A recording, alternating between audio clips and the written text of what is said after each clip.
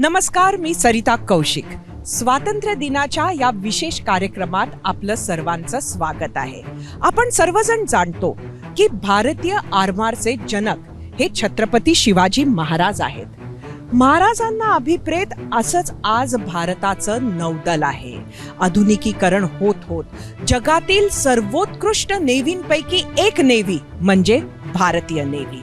आणि आज स्वातंत्र्य दिनी आम्ही तुम्हाला नेणार आहोत INS तबरवर. INS तबर म्हणजे भारतीय नेव्हीची एक उत्कृष्ट युद्धनौका. भारताची पॉवर INS तबर. INS तबर नक्की कशी आहे? ही युद्धनौका कुठल्या कुठल्या ऑपरेशन्स मध्ये वापरल्या गेली, काय करतात इथले आपले सैनिक आणि कशा पद्धतीनं ही कार्यरत असते, हे सगळं आपल्याला जाणून घ्यायचंय, बघायचंय. आणि त्यासाठी आपण जाऊया INS तबरवर. आपलं देशाचं सतत रक्षण करण्यासाठी तत्पर असणारी ही INS तबरची टीम.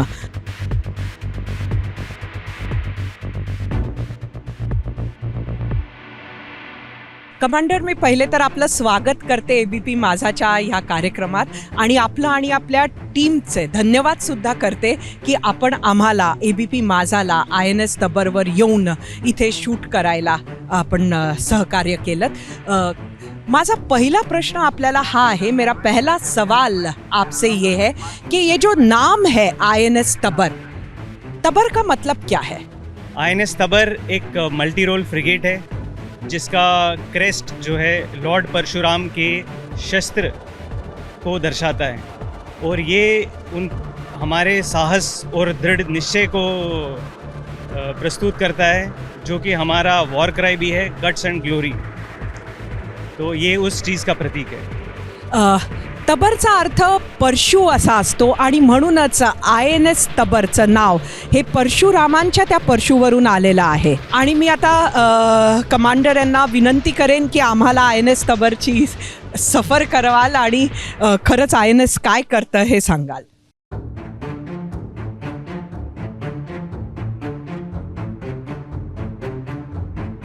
ये जो है इस हिस्से को क्या कहते हैं शिप के?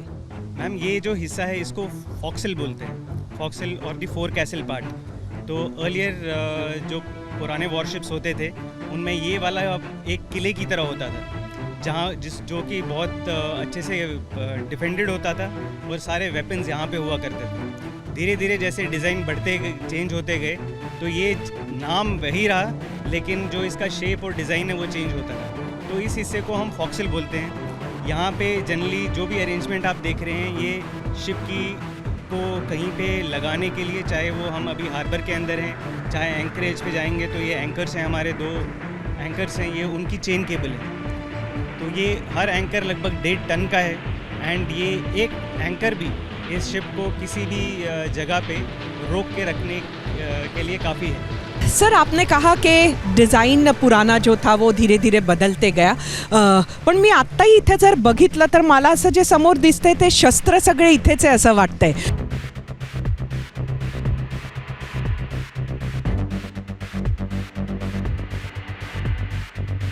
सारे वेपन्स जो है वो यहीं नज़र आ रहे हैं, तो ये क्या क्या है?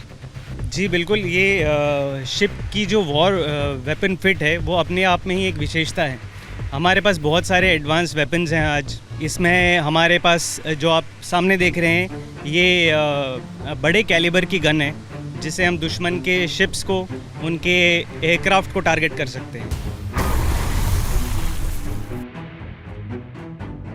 इसके बाद जो हम पीछे देख रहे हैं वो सरफेस टू एयर मिसाइल्स हैं, जो कि हमारे एयर डिफेंस के लिए काम आती है, जिससे हम दुश्मन की मिसाइल्स को जो हमारे ऊपर आ रही हैं उनको गिरा सकते हैं या दुश्मन के विमानों को गिरा सकते हैं.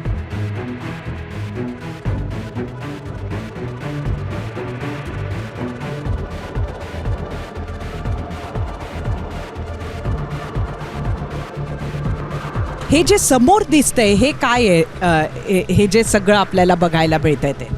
जी देखिए, शिप में जितने वेपन्स इंपॉर्टेंट होते हैं उतने ही इंपॉर्टेंट सेंसर्स होते हैं, ताकि समंदर में हमें पता चले कि हमारे बगैर उस एरिया में और कौन है. तो इसके लिए हमारे पास इलेक्ट्रॉनिक वॉरफेयर के लिए, डिटेक्शन के लिए कि कोई किस टाइप के इलेक्ट्रॉनिक सिग्नल्स जो हैं ट्रांसमिट किए जा रहे हैं, उन सबको पकड़ने के लिए अलग अलग एंटीनाज हैं जो सबसे ऊपर में हैं। उसके बाद जो आप रडार्स देख रहे हैं, रेक्टेंगुलर शेप के रडार्स हैं, वो सर्विलेंस रडार्स हैं, जिससे हम कई 100 किलोमीटर दूर तक दुश्मन के जहाज़ों को, उनके एयरक्राफ्ट को, उनकी मिसाइल्स को और उनकी बोट्स को डिटेक्ट कर सकते हैं। एंड यही डेटा जो हमें अपने रडार से मिलता है, यही वेपन्स को जाता है और फिर वेपन्स उनको निशाना बनाते हैं, डिपेंडिंग कि वो कितनी दूरी पे हैं हमारे से। सर, हे काम करायला सुद्धा एखादी विशिष्ट स्पेशलाइज टीम असत असेल आणि हे सतत काम होत असतं का? जी बिल्कुल, देखिए हर कोई काम जो शिप पे है एक स्पेशलाइज्ड काम है। जैसे हमारे पास हर फील्ड के स्पेशलाइजेशन में डॉक्टर्स होते हैं, उसी तरह से हर कोई जो सोल्जर है या नौसैनिक है या अधिकारी है, हर किसी की अपनी एक स्पेशलाइजेशन होती है। कोई वेपन की मेंटेनेंस के लिए स्पेशलाइज्ड होता है, कोई रडार्स को ऑपरेट करने के लिए स्पेशलाइज होता है, कोई मिसाइल्स के मेंटेनेंस और मिसाइल्स के ऑपरेशन में स्पेशलाइज्ड होता है। तो इन सब की ट्रेनिंग पे काफ़ी ध्यान दिया जाता है अलग अलग ट्रेनिंग इंस्टीट्यूट्स में।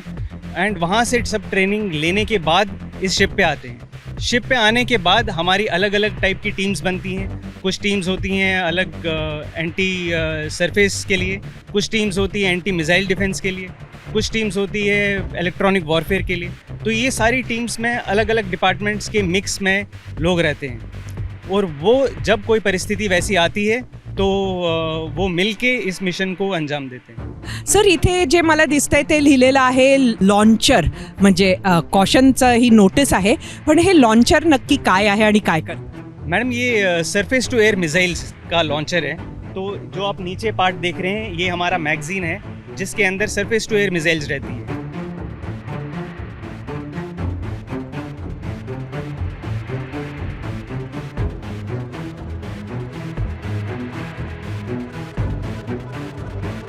सो ये सेफ्टी के लिए उसके कुछ वॉल्व्स हैं, बट जो मेन मिसाइल है वो डायरेक्टली लॉन्चर में लोड होती है। एंड डिपेंडिंग कि हमारे पास थ्रेट का कितना रिएक्शन टाइम है, हम अलग अलग स्टेट में रह सकते हैं। तो हमारा रिएक्शन टाइम जो है, अगर हमें पता है थ्रेट कहाँ से आ रही है, it is in a matter of seconds. So within seconds we can launch our missiles to intercept any incoming threat.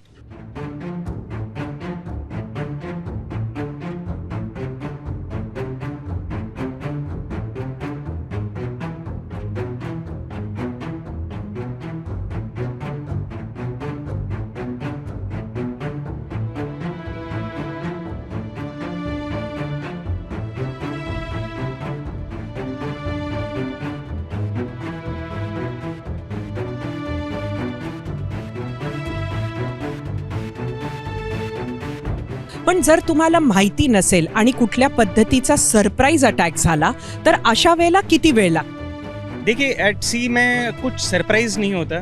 हमारे पास adequate information, intelligence and surveillance की वजह से हमें काफ़ी हद तक पहले से पता रहता है कि किस एरिया में कैसी एक्टिविटी होने वाली है। एंड जो हमारे पास फायर पावर है, उसके लिए हमारे पास एडिक्वेट रिएक्शन टाइम है based on our weapon, sensors and information, जो हमारा काफ़ी अभी अच्छा हो गया है मैरीटाइम डोमेन में। जो हमारी अवेयरनेस है, ये जब भी कोई शिप ऑपरेट करता है तो अकेला शिप ऑपरेट नहीं करता, उसके साथ कई एयरक्राफ्ट ऑपरेट करते हैं, कुछ बेस से ऑपरेट करते हैं, कुछ हेलीकॉप्टर्स जो हैं शिप से ऑपरेट करते हैं। तो वो हमारी अवेयरनेस को कि समंदर में क्या हो रहा है और क्या गतिविधि चल रही है, उसको काफ़ी हद तक बढ़ा देते हैं। उससे हमारा रिएक्शन टाइम और बढ़ जाता है। लेकिन हम अगर वो रिएक्शन टाइम हमें नहीं भी मिल रहा है, अगर इंटेलिजेंस नहीं भी मिल रही है, तब भी हम काफ़ी लंबे समय तक कम रिएक्शन टाइम के साथ ऑपरेट कर सकते हैं। एका वेळेला एखाद्या म्हणजे INS तबर सारख्या एका युद्ध नौकेत किती मिसाइल्स होल्ड करण्याची क्षमता आहे? मैडम, मिसाइल्स की क्षमता जो है डिपेंड करता है कि किस टाइप का थ्रेट है या क्या है। लेकिन किसी भी टाइम पे हमारे पास एडिक्वेट मिसाइल्स रहती हैं कि हम अपना मिशन तो कर ही लें और उसके बियॉन्ड भी अगर कोई मिशन हमें मिले वो भी कर सके। तो हमारे पास एडिक्वेट मिसाइल्स और वेपनरी रहती है ताकि हम जहाँ भी जा रहे हैं, अगर हम इंडियन ओशन में डिप्लॉयड हैं तो पूरे इंडियन ओशन में कोई भी मिशन मिले हमारे भेड़े को, तो पूरा करने की हम में एक क्षमता रहती है।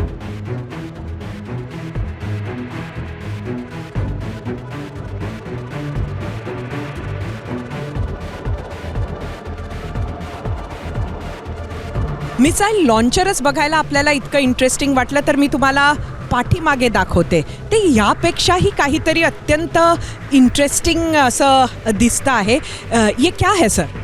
जी, ये हमारे जहाज़ का मेन फायर पावर जो है हमारी अचूक ब्रह्मोस मिसाइल है.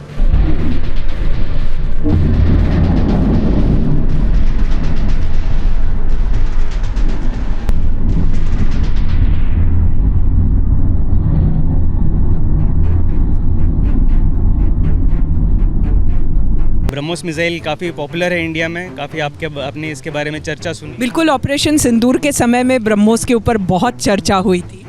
जी बिल्कुल. एंड आई थिंक हर कोई परिचित है कि इसकी कैपेबिलिटी क्या है और इसकी एक्यूरेसी क्या है. एंड ये मिसाइल्स भी हम अपने रोल में कैरी करते हैं.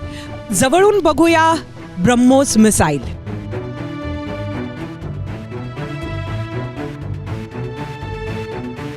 मलाही तुमच्यासारखीच ब्रह्मोस पाहण्याची उत्सुकता आहे. मात्र ब्रह्मोस बघायचं असेल तर ते इतकं सोपं नाही आहे. ही शिडी सर करून तिथं जावं लागणार आहे.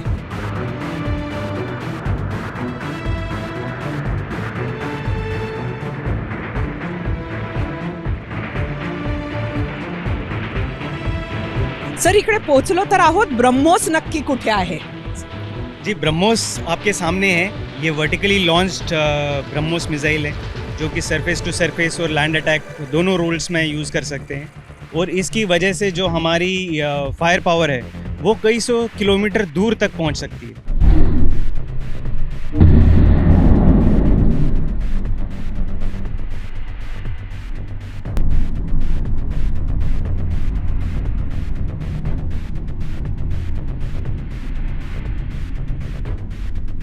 जब ये लॉन्च होना होता है तो ये सब कैसे ऑपरेट करता है? जी, ये सब जो है रिमोटली ऑपरेट होता है. मतलब यहाँ पे खड़े होके कोई ऑपरेट नहीं करता. हमारे शिप के अंदर एक ऑपरेशंस रूम होता है जिसमें अलग अलग वेपन सेंसर्स का डेटा आता है. वहाँ पे सारा डेटा जो है कमांडिंग ऑफिसर और प्रिंसिपल वॉरफेयर ऑफिसर के सामने आता है. और उनके बाद इस शिप में एक गनरी ऑफिसर भी होता है जो कि इसके पैनल्स को ऑपरेट करता है. एंड वहाँ से वो पूरा डेटा फीड करके उसको कमांड देके उसको लॉन्च करते हैं. म्हणजे जेव्हा लॉन्च होणार असतं तेव्हा हे सगळे पॅनल्स उघडल्या जातात. जिस मिसाइल को लॉन्च होना है उसका पैनल ऑटोमेटिकली खुल जाता है. एंड फिर उसके बाद वो मिसाइल लॉन्च होता है.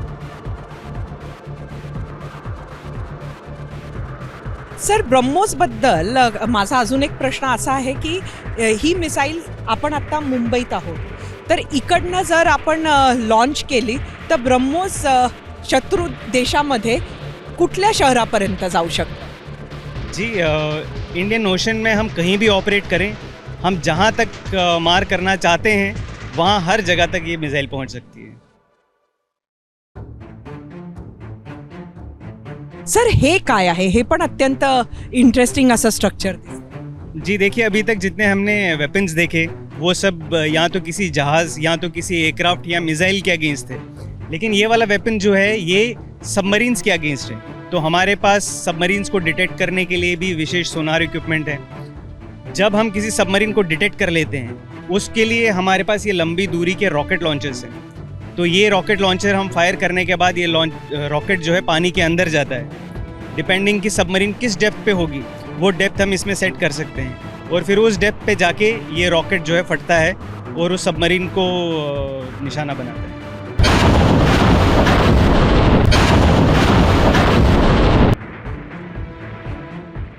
अनेक शस्त्रांनी सुसज्जित अशी ही INS तबर आम्ही तुम्हाला दाखवली. पण इथंच आपण थांबत नाही आहोत.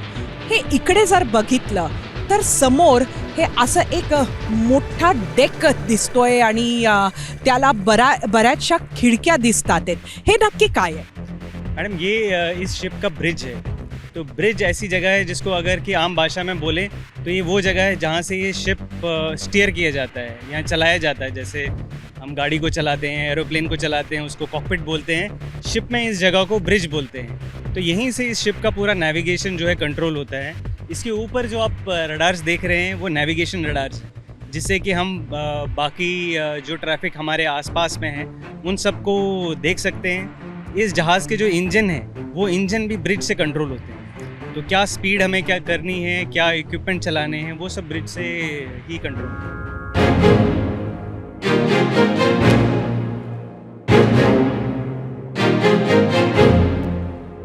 डौलानं फडकणारा हा तिरंगा बघितल्यावर ऊर अभिमानानं भरून येतं आणि त्यात जर तुम्ही माझ्यासारखं एका सुसज्ज अजस्त्र अशा युद्ध नौकेच्या स्टिअरिंगवर बसला असाल तर ते फिलिंगच मी तुम्हाला सांगू शकत नाही.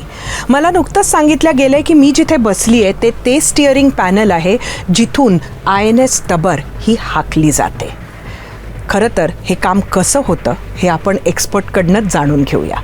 लेफ्टिनेंट कमांडर देवाशीष आपल्या बरोबर आहेत. ये बताइए कि ये जो ब्रिज है यहाँ पर क्या काम होता है? यहाँ से जहाज़ के दिशा निर्देश का काम होता है. जैसे कि आप देख सकती हैं ये एक स्टीयरिंग गियर पैनल है. यहाँ से आपको जहाज़ को किस दिशा में लेके जाना है वो किया जाता है. आप इसको अगर दाहिनी ओर लेके जाएंगे तो जहाज़ दाहिनी ओर जाएगा, इसको बाईं ओर लेके जाएंगे तो जहाज़ बाईं ओर लेके जाएगा. ऐसे यहाँ पर आप देख सकते हैं ये एक मैग्नेटिक कंपास है. तो किसी भी कंपास का जो कार्य होता है वो होता है आपको दिशा दिखाना. तो ये भी आपको दिशा दिखाता है कि आपका जहाज़ किस दिशा में जा रहा है. फिर यहाँ से आप देख सकते हैं ये एक जायरोस्कोपिक साइट है. तो यहाँ से आप जो सामने आपके जहाज़ है वो किस दिशा में है उसका एग्जैक्ट लोकेशन और उसका डायरेक्शन बताने के लिए आपको ये दिखाया जाता है. देख सकती बिल्कुल आप देख सकते हैं. ऐसे? हाँ जी. ओहो, ये तो बहुत करीब नजर आ रहा है. हाँ जी. अच्छा, तो क्या यहाँ पर जब आप एट सी होते हैं तो कोई ना कोई यहाँ पर हर बार होता है? हाँ जी. ये 24 घंटे एक सेलिंग के दौरान हमेशा कोई ना कोई ब्रिजमर होता है जो कि शिप की नेविगेशनल सेफ्टी की जिम्मेदारी रखता है. अच्छा, ये बहुत इंटरेस्टिंग लग रहा है. ये क्या है? ये आपने पुराने ज़माने के जहाज़ों में देखा होगा कि वो एक डंडे जैसी चीज़ को आगे करते थे जिससे स्पीड बढ़ जाती थी. तो ये बिल्कुल वही चीज़ है. ये बस थोड़ी मॉडर्न हो गई है. इसको इंजन ऑर्डर टेलीग्राफ बोलते हैं. तो यहाँ से आप जब इसको आगे करेंगे तो आगे इसका आगे करने का अर्थ होता है कि आप स्पीड बढ़ाना चाहते हैं. जब आप इसको पीछे करेंगे तो इसका अर्थ होता है कि आप स्पीड को घटाना चाहते हैं. तो ये जहाज़ की स्पीड को कंट्रोल करने के कहा आता है. अच्छा, और ये कुर्सी क्या है? ये काफ़ी बड़ी और अलग लग रही है. ये हमारे कप्तान की कुर्सी है. तो यहाँ पर हमारे कमान अधिकारी बैठते हैं और वो इस ब्रिज का दिशा निर्देश करते हैं. अच्छा, और ये सारी चीज़ें जो यहाँ नज़र आ रही है, ये एक बड़ा सिलेंडर सा लग रहा है, ये क्या है? ये सब आपको जहाज़ के दिशा निर्देश में मदद करने के लिए बहुत सारे इक्विपमेंट हैं. GPS, AIS, रडार, ये सब आपको जब आप अपने जहाज़ को समंदर से लेके जाते हैं तो उसमें आपकी मदद करते हैं. INS तबरबद्दल मी तुम्हाला बऱ्याच गोष्टी सांगितल्या, पण एक गोष्ट सांगितली नाही आणि ती गोष्ट आपल्या स्वातंत्र्य दिनाशी निगडीत आहे. आपल्याला सर्वांनाच माहिती आहे की आजपासून 1947ला आपल्याला ब्रिटिशांकडनं स्वातंत्र्य मिळालं. ही तीच INS तबर आहे जिनं आत्ता नुकतंच UKला जाऊन, ग्रेट ब्रिटनला जाऊन मॅरिटाईम डिप्लोमसीच्या अंतर्गत ब्रिटिशांची सलामी घेतली. आणि त्यावेळेला लेफ्टिनेंट कमांडर देवाशीष होते INS तबर बरोबर. जब आप UK गए थे, मैरिटाइम डिप्लोमेसी का एक ये हिस्सा था, मुझे लगता है शोइंग ऑफ फ्लैग शायद वहाँ पर हुआ होगा.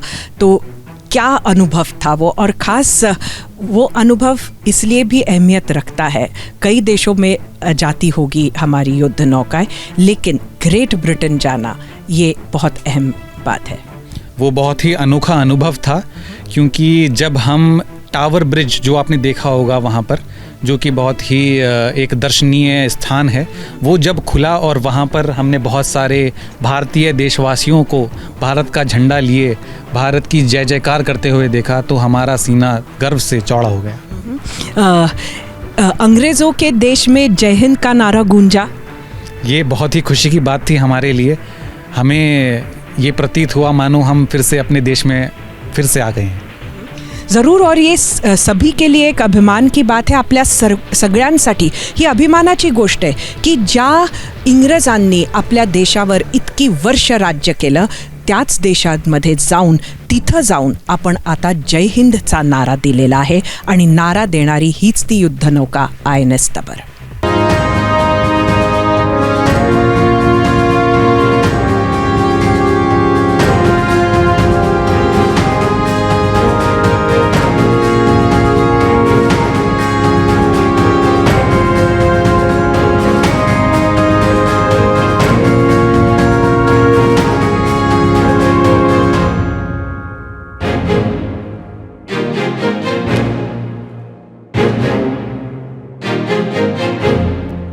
आपण काही शब्द ना नेहमीच ऐकत आलेलो आहोत आणि त्यातीलच एक शब्द म्हणजे कॅप्टन ऑफ द शिप.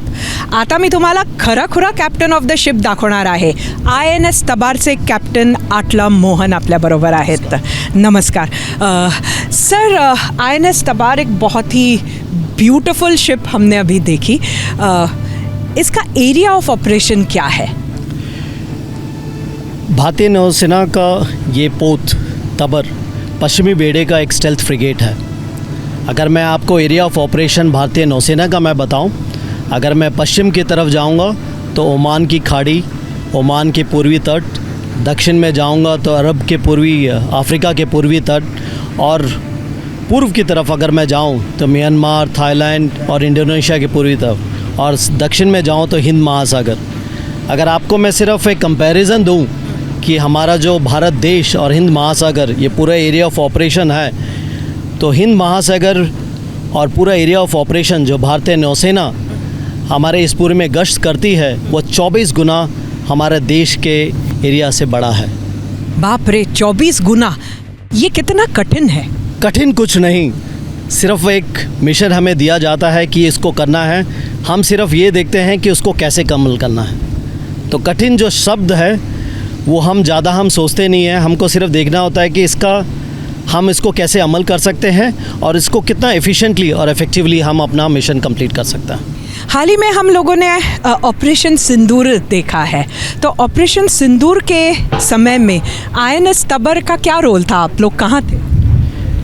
हमारा रोल पश्चिमी बेड़े का जो रोल था, क्योंकि हम पश्चिमी बेड़े के एक जहाज़ हैं, स्टेल्थ फ्रिगेट हैं, और हमारा रोल है कि एंटी सबमरीन सिक्योरिटी प्रोवाइड करना हमारे एयरक्राफ्ट कैरियर और बाकी सारे जहाज़ों को. तो हम उसी के तहत, हमको जब ऑर्डर मिला पूरे पश्चिमी बेड़े को, उसी के तुरंत हम तैयार हुए. तैयार होके हम बाहर पहुंच गए सुरक्षा प्रोवाइड करने के लिए हमारे जहाज़ों को और हमारे एयरक्राफ्ट कैरियर को. ऐसे समय में सारी टीम में कैसा माहौल होता है? हमने ये वर्दी पहनी है इस देश को सुरक्षित रखने के लिए, और जब देश की तरफ से बुलावा आता है कि हम जिस रोल के लिए हमने ये वर्दी पहनी है, तो सब गर्व से उस रोल की तरफ और उस एक्शन के लिए हम आगे बढ़ते हैं. और हमें जब ये ऑर्डर आया था तो बस हमको सिर्फ कंट्रोल करना था कि जोश के साथ होश ना खोए, और बस उसी कंट्रोल के साथ हमने अपने प्रिपरेशन की और हम चल पड़े अपने मिशन के लिए. धन्यवाद आपका. जैसे कि मैंने इसके पहले भी कई बार मैं कहने पर मजबूर हो गई, ऐसा भी मैं कह सकती हूँ कि हमें बहुत अभिमान है आपका. धन्यवाद. खरं तर ही अशा पद्धतीची शिडी चढणं उतरणं हेच मला तरी दिव्य वाटलं. अनेक महिने हे सगळे मंडळी या जहाजावर असतात, युद्धनौकेवर असतात. आपण सुसज्ज अशी ही युद्धनौका तर पाहिली, मात्र दैनंदिन कामकाज महिनोन्महिने जेव्हा तुम्ही समुद्रात असता तेव्हा इकडनं सगळं म्हणजे कुठंही जमिनीशी कॉन्टॅक्ट न होता ही सेल्फ सफिशियंट अशी INS तबर आहे का? कशा पद्धतीनं काम? जी बिल्कुल. INS तबर या कोई भी वॉरशिप जो है अपने आप में ही एक छोटे से आत्मनिर्भर शहर की तरह होता है, जो कि महीनों तक समंदर में किसी भी विपरीत परिस्थिति में कोई भी मिशन करने के लिए हमेशा डटा रहता है. आप क्यों कह रहे हैं कि ये एक शहर जैसा है?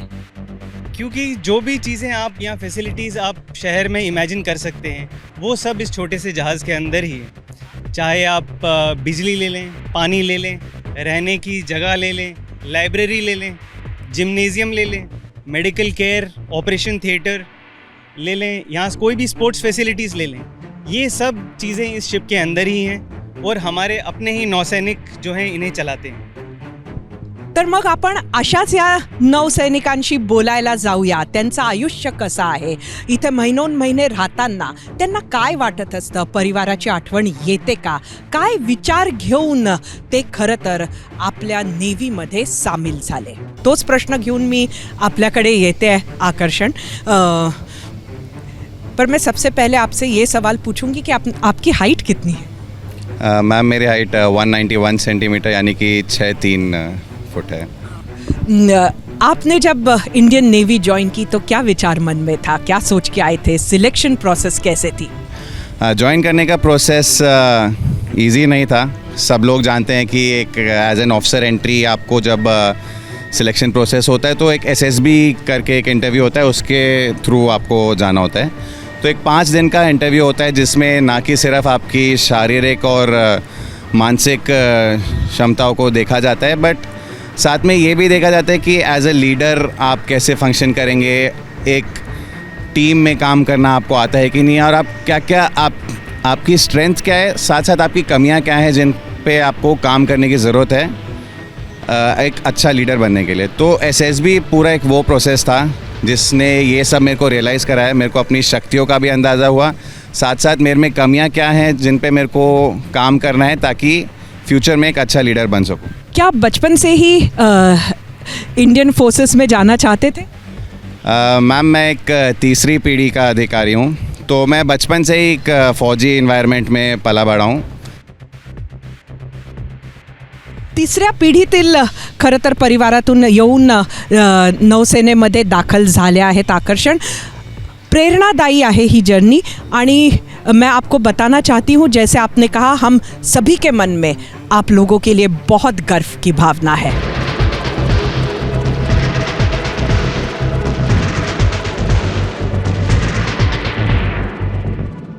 प्रेरणा एक भाग झाला, दुसरा भाग आणि कुतूहलाचा म्हणजे ही मंडळी महिनोन्महिने जेव्हा एका युद्ध नौकेवर राहते तेव्हा यांची दिनचर्या कशी असत असेल। आपल्याला हवं तेव्हा आपण आपली कार्स, आपले 2 व्हीलर्स, आपल्या सायकली काढून बुर्रकिनी निघून जाऊ शकतो, हॉटेलमध्ये जाऊ शकतो, कॅफेमध्ये जाऊ शकतो, आपल्या मित्रमैत्रिणींबरोबर पाहिजे तेव्हा बसून गप्पा करू शकतो, आपल्या परिवाराबरोबर सिनेमा पाहू शकतो। पण ह्या मंडळींना हे सगळं करता येत नाही। आपल्याला आधी जरी सांगितलं असेल की ही युद्ध नौका एखाद्या शहरासारखी सुसज्ज आहे असं असलं तरी सुद्धा ह्या गोष्टी करणं शक्य नाही। त्यामुळे ह्यांच्या दिनचर्या कशा आहेत, ते काय मिस करतात, कशाची त्यांना आठवण येते, ह्या सुद्धा गोष्टी आपण जाणून घेऊया। आपल्याबरोबर आहेत SC भट्ट। आप क्या करते हैं, क्या काम करते हैं? जी, मैं कम्युनिकेशन सेलर हूँ। मेरा काम होता है कम्युनिकेशन इक्विपमेंट पे काम करना। तो आप महीनों जब ये सेलिंग पर होते हैं तो ऐसे समय में आपका दिन कैसे कटता है? मैम, दिन तो हमारा अपने रूटीन वर्क्स में और अपने काम में समय निकल जाता है, क्योंकि ड्यूटीज़ का टाइम कुछ इस प्रकार से होता है कि ड्यूटी, उसके बाद फिर ऑफ टाइम, फिर उस ऑफ टाइम में हम ड्यूटी के अलावा जो हमें ऑफ टाइम मिलता है उसमें हम अपने कुछ समय एक्सरसाइज वगैरह में लगाते हैं, कुछ टाइम हम मूवी देख लेते हैं, उसके बाद अगेन फिर ड्यूटी। तो इस तरीके से समय निकल जाता है। तो परिवार की याद आती है? जी मैम, परिवार की याद तो आती है, लेकिन परिवार के साथ साथ ड्यूटी भी ज़रूरी है। तो अब वो हमारी आदत में आ चुका है कि जब ड्यूटी पर हैं तो हम सिर्फ ड्यूटी पर हैं, और जब घर पर हैं तो हम घर पर हैं। घर पे कौन कौन होता है? मैम, घर पे वाइफ है, मैं हूँ, मेरी बेटी है। आपकी बेटी कितनी बड़ी है? मैम, 2 साल की। तो आप जब घर जाते हैं तो आपको पहचानती है? जी, पहले नहीं पहचानती थी, क्योंकि शुरू में जब अब तो पहचानती है। अब चेहरा पहचान जाती है, तो देख के पता चल जाता है कि जब शुरू में छोटी होती हैं तो तब नहीं पहचानती, मम्मी को बताना पड़ता है ये तुम्हारे पापा हैं। तो ऐसा शुरुआत में होता था, लेकिन अब नहीं होता, अब तो पहचानती हैं। तो आप उसकी याद करते हैं तब कैसे करते हैं? मैम, मैं जब भी अपनी बेटी को याद करता हूँ तो जो लम्हा मैंने अपनी बेटी के साथ बिताया है, अगर मेरे मोबाइल में वो कैद है तो मैं उसको देख लेता हूँ, और उसी को देखकर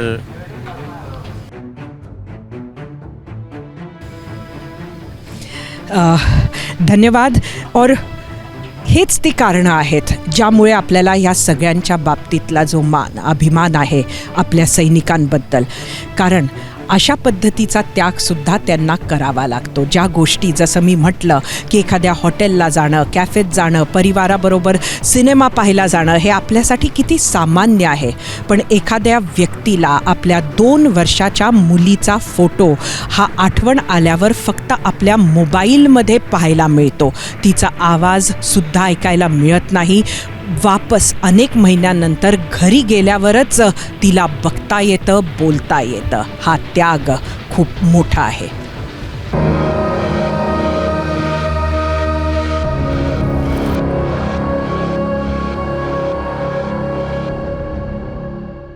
INS तबरचं नाव खरं तर तुम्ही सर्वांनी अगदी नुकतंच ऐकलं असेल।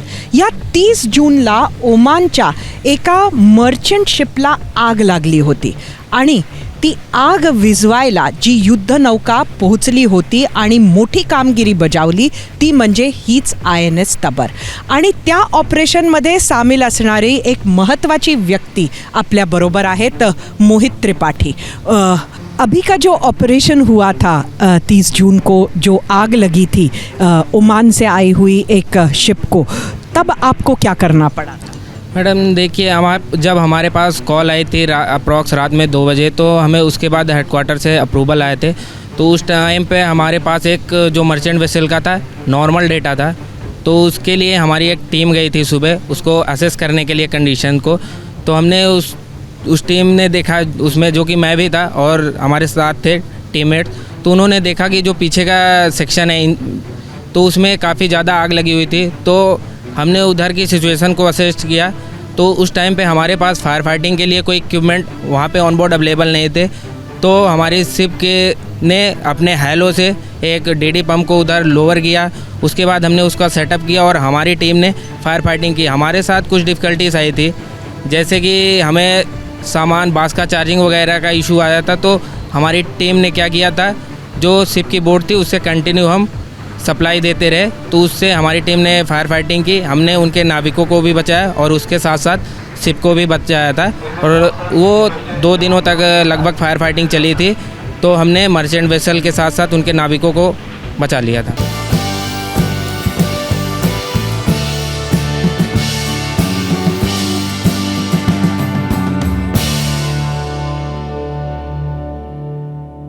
आपण नीलम कापसे, हे राहण्याची जागा आहे का तुमची? आमची राहण्याची जागा आहे. याला बेसिकली शिपच्या लँग्वेजमध्ये मेस बोललं जातं. घरच्यांना काय वाटतं तू अशी इथे आल्यानंतर? घरच्यांना माझ्यासाठी खूप अभिमान वाटतो की हां, माझी मुलगी इथे, माझी मुलगी युनिफॉर्ममध्ये. आणि त्यांना जेव्हा पण मला युनिफॉर्ममध्ये बघतात त्यांना खूप आश्चर्य वाटतं, खूप गर्व वाटतो माझ्यावरती. नक्कीच मला वाटतं नीलम, तू तुझ्या परिवारासाठीच नाही तर तुझ्या गावाला, तुझ्या भागाला सुद्धा तुझ्याबद्दल खूप अभिमान असेल आणि तिथल्या लोकांसाठी तू प्रेरणादायीच ठरली असशील. ही जी युद्धनौका आहे ही खरं तर एका परिवारासारखीच आहे असं इथं येऊन वाटायला लागलेलं आहे. परिवारापासून दूर मात्र एका दुसऱ्या परिवारात ही सर्व मंडळी राहतात. पुढं आपण बघूया की ही मंडळी कसं खातात, कुठं स्वयंपाक करतात, काय बनवतात नक्की.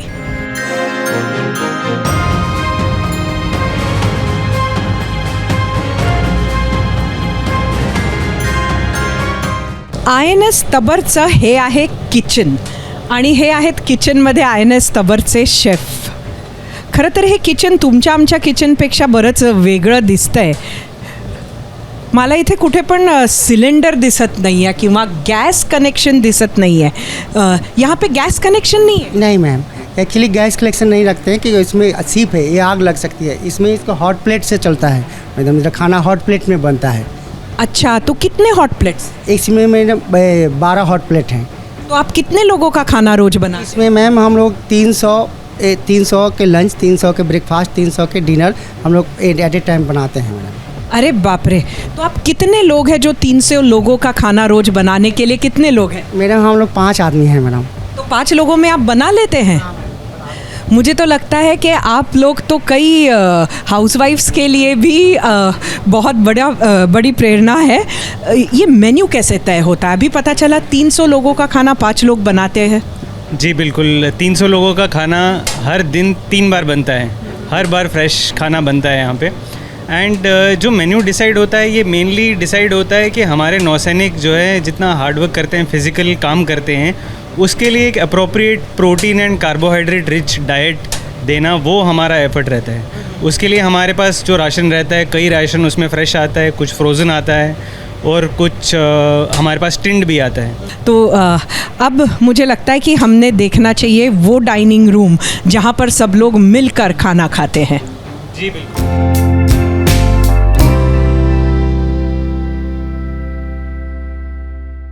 मी तुम्हाला म्हटलं तसं आता आपण आलेलो आहोत या नौकेच्या मेन डायनिंग रूममध्ये आणि आपण बघू शकतो की ही बऱ्यापैकी मोठी आहे. जेवण तयार आहेत आणि ही सगळी मंडळी आपल्या जेवणासाठी थांबलेली आहे. मात्र जेवताना फक्त जेवणच नाही तर इथं आजूबाजूला सुद्धा नौसेनेची माहिती देणाऱ्या बऱ्याच गोष्टी आहे. नौसेनेचे रिअल हिरोज इथे त्यांची माहिती लागलेली आहे. तर त्याचबरोबर वेगवेगळे ऑपरेशन्स हे सुद्धा इथं आपल्याला वाचायला मिळतात. मात्र आता बघूया आजचा मेन्यू.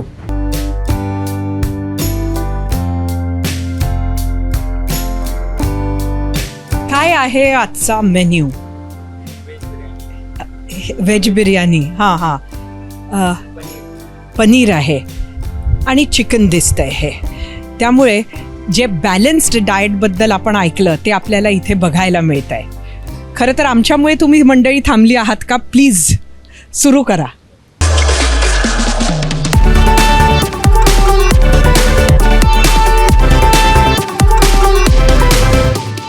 आपण आत्ताच ही मंडळी काय खातात ते बघितलं. आता जेवण झाल्यानंतर ही मंडळी आपलं दैनंदिन आयुष्य नौकेवर असताना कसं एन्जॉय करतात ते सुद्धा आपल्याला बघायचं आहे.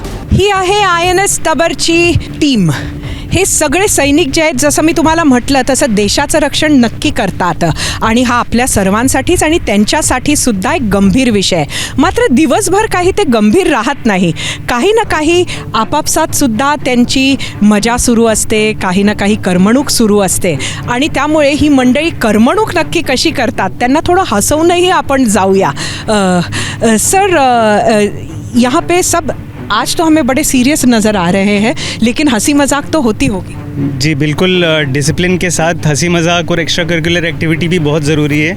एंड ये सब हमारे जो भी दिन का काम रहता है उसमें डेफिनेटली एक पार्ट ये भी रहता है. तो आज हमारे पास टैलेंट की कोई कमी नहीं है. चाहे वो गाना हो, थिएटर हो, आर्टिस्ट हो, हमारे पास हर टाइप के कला जो है शिप के अंदर है. एक कवि के पास जा रहे हैं जो कि अक्सर जो है बहुत सारी कविताएं लिखता रहता है. अच्छा, तो सैनिक भी है और कविता भी लिखता है. यस. सिंटू जी, आप कविता भी लिखते हैं? यस मैम, थोड़ा थोड़ा लिख देता हूँ. एक आधी कविता सुना दीजिए. यस मैम, मैं आपको अपने कविता की कुछ पंक्तियाँ सुनाना चाहूँगा जिसका शीर्षक है समुंदर के साथ नौसैनिक. न जाने कितनी रातें बिना चांद सितारों के कटती है, न जाने कितनी रातें बिना चांद सितारों के कटती है, लहरें दोस्त नहीं दुश्मन सी लगती है. न जाने कितनी रातें बिना चांद सितारों के कटती है, लहरें दोस्त नहीं दुश्मन सी लगती है, पर एक नौसैनिक हर दर्द छुपा लेता है, माँ की आंचल की यादें समंदर में बहा देता है. एक और नेक्स्ट शायरी है. जब हम घर छोड़ते हैं तो वादा नहीं करते लौटने का, क्योंकि ड्यूटी की राहों में वादा नहीं होता है रुकने का. जब हम घर छोड़ते हैं तो वादा नहीं करते लौटने का, क्योंकि ड्यूटी की राहों में वादा नहीं होता है रुकने का. पत्नी की चिट्ठियाँ दिल के पास रखते हैं, बेटी की प्यार सीने से लगा कर रखते हैं, पर देश सो रहा है चैन से, यही तो हमारी कहानी है. बस देश सो रहा है चैन से, यही तो हमारी कहानी है. भारतीय नौसेना की वर्दी में छिपी एक सुनहली कुर्बानी है. हमारा सिर्फ एक मकसद तिरंगे की शान बढ़ानी है. हमारा सिर्फ एक मकसद तिरंगे की शान बढ़ानी है. भारत माता के हम सपूत, यही तो हमारी निशानी है. बहुत खूप, बहुत खूप. खरंच अजूनही अनेक कलाकार आहेत ज्यांच्यात वेगवेगळे कलागुण आहेत आणि आपल्याला जसं सांगितलं तसं हम आगे कहाँ जा रहे हैं? आगे हम एक डुएट सुनने जा रहे हैं जो कि हमारे दो नौसैनिक गाएंगे. ये बहुत ही मशहूर गीत है, जय भारती. ज़रूर. सागर के देव को वरुण को नमन, शम्नो वरुणः शम्नो वरुणः. हरदम तैयार है, बिल्कुल तैयार है, हरदम तैयार है, बिल्कुल तैयार है, जी जान से तैयार है. इसीलिए तो हम लहरों के पहरेदार हैं. जय भारती, जय भारती, हम हैं नौसेना, हम हैं भारत के सारथी। जय भारती, जय भारती, हम हैं नौसेना, हम हैं भारत के सारथी। हम उस मिट्टी के बने हुए जिस पर देश प्रेम का ठप्पा है, तभी गर्व से देखो बोल रहा सागर का चप्पा चप्पा है। दुश्मन के लिए हम वार हैं, हरदम तैयार हैं, बिल्कुल तैयार हैं, जी जान से तैयार हैं। इसीलिए तो हम लहरों के पहरेदार हैं। जय भारती, जय भारती, हम हैं नौसेना, हम हैं भारत के सारथी।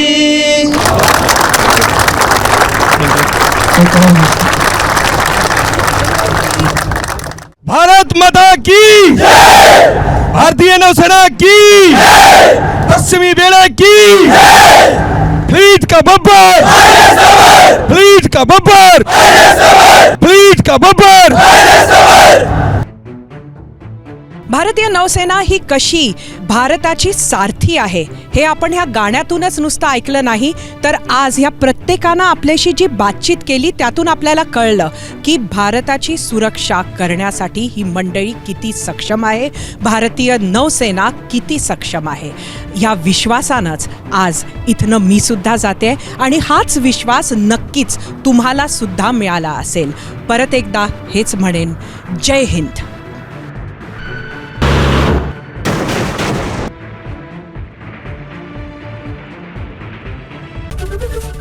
एबीपी माझा, उघडा डोळे बघा नीट।